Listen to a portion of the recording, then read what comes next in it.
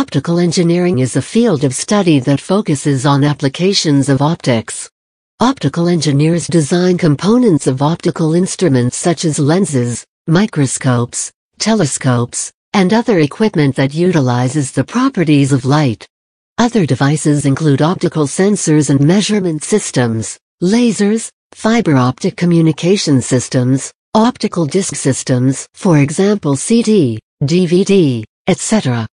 Because optical engineers want to design and build devices that make light do something useful, they must understand and apply the science of optics in substantial detail, in order to know what is physically possible to achieve, physics and chemistry.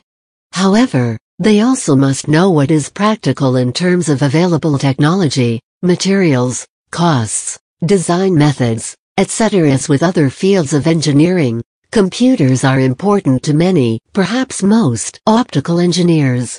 They are used with instruments, for simulation, in design, and for many other applications. Engineers often use general computer tools such as spreadsheets and programming languages, and they make frequent use of specialized optical software designed specifically for their field.